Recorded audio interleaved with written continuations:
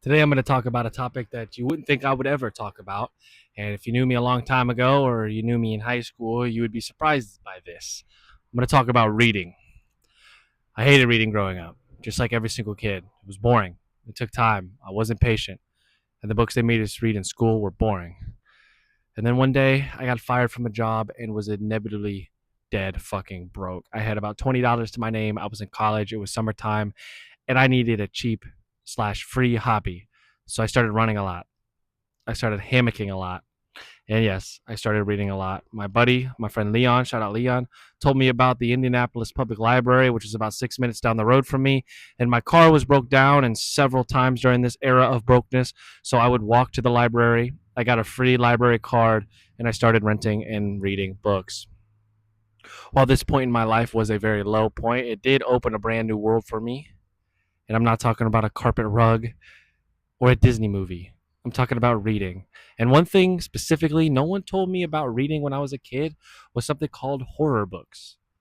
That is the genre that I mostly read. I like horror. I also like memoirs. That's about the only nonfiction I'll read is like a memoir. Like I read The Fifth Vital, which is Mike Malak's. I read um, I Wish My Mom Died or whatever. I'm Happy My Mom Died by Jeanette McCurdy. I also read Matthew Perry's book after he passed. I wanted to kind of learn his story. But other than that, I have read probably about 10 fiction books that are about mostly all horror at this point, and I really enjoy horror books.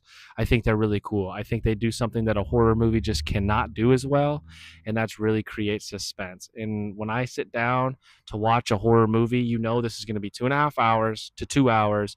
Someone's going to die and there's going to be jump scares. You just know that going in. And I just think what the words on the page can do in your mind to create a story is so much stronger than what a camera and visual effects can show you. The words on a page and your imagination can create something so much more scarier, so much more intense than a horror movie could ever do. Because I don't like horror movies. I find them a good one is great, but I think a great one happens every 50 horror movies that come out. They're all the same. They're all cliche. They all are predictable. They rely on jump scares. The storylines are lame, and they're really not just that much for me. But then I started getting into horror books, and horror books are a completely new spin on things because they really can build a character, flesh them out. And a lot of times in these horror books, what they'll do is they'll like talk about a character's deepest, darkest fears, and you learn about some past things that's happened to them that may it gives them all this trauma, and then they get put in a situation that expects them to deal with exactly that trauma that they hate. That is a focal point of their character is the hatred of X, Y, and Z. So I think that is really fun. It makes you scared for the character. Oh shit, and it also makes you think about the relationships they have with different characters. For example, in a horror book, a horror movie, a husband and wife might be in a tough situation, and I don't think I can burn this, and the husband dies, or the wife dies, or their kids die, and while that is a tragic thing, and that makes sense for a lot of horror movies, it makes it a lot deeper when you read the book because in the book you get personal moments. They'll give you flashbacks to family vacations and engagement trips and how they got married and how they met. And when something inevitably bad happens to these characters, it hits you so much harder. It hits you in your heart, in your brain. It makes you feel. It actually makes this book make you feel something. It makes you think when you're trying to sleep at night. It's not just there to scare you, it's to ruin you. And I've read a couple that have genuinely ruined me. So, yeah, I don't know. Oh, damn, bro. This is embarrassing. I'm gonna have to cut this. Oh, fuck. Yeah, we're gonna cut that out. And inevitably, it makes you think about these characters a lot more. It makes you have a lot more feelings for them, and really, it makes you think about the book and feel it in a more emotional level for sure. So some of the ones I've read, I've noticed I kind of like the more like possession style paranormal ones, but that's not to say the other ones are really good.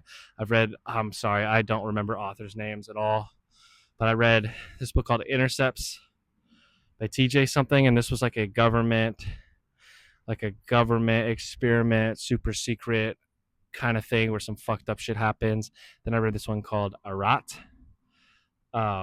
and that one was super super cool. That was like a religious kind of style paranormal thing. And then I had another one called The Troop, which I really liked. Which this one was more like very gory. It's about these Boy Scouts and some sinister things kind of go over them. That was a little bit more man made than the book may realize at first. And so all these books I just can't put down. But the main point I'm talking about today is why were we never talked about horror books? I feel like they're a little taboo, and especially in school, like I get it, you don't want kids reading stuff about some fucked up situations where people are getting fucking murdered, stabbed, eaten, all these things. But at the end of the day, it's creating imagination, it's creating a story, and it's better than sitting on TikTok, in my opinion. And I don't know if these kids can watch horror movies at 17. I feel like horror books should at least just be a genre that is talked about. But when they do talk about it, they talk about fucking Edgar Allan Poe and The Raven, which is just not scary at all. When they talk about suspense, they talk about shit like that in school, and it's just not scary. It's boring as fuck, and that made me think horror was boring. It had to be this slow drip, a lot of literary devices to get you to feel any sort of suspense. In reality, it's just boring, very boring. But this new age of horror books, I'm a big fan of. And believe it or not, I have never finished a Stephen King book. I've tried two. I've tried Cujo, and I've tried what's it called, 1972, 1872, 1922, something like that. I've tried both, and I have a philosophy that I really stick to is that if a book is boring and you aren't having fun reading it, don't bother reading it. Just try a new one. So I usually give a book about 80 to 100 pages. If I am just not interested in picking it up and I don't want to go and read it and I'm not excited to keep reading it, I don't. Life's too short to force yourself to read a book that is not doing it for you. And that's how I felt about both those books. I'm not saying he's a bad author. I'm not saying those books are even bad. I'm saying for me personally, I didn't have the attention span to keep going. I didn't care for it. So I don't know. My impression of Stephen King is he's all right. He's mid so far. Maybe a tad overrated, but but yeah, I don't know. Horror books are cool. I can. That's about it.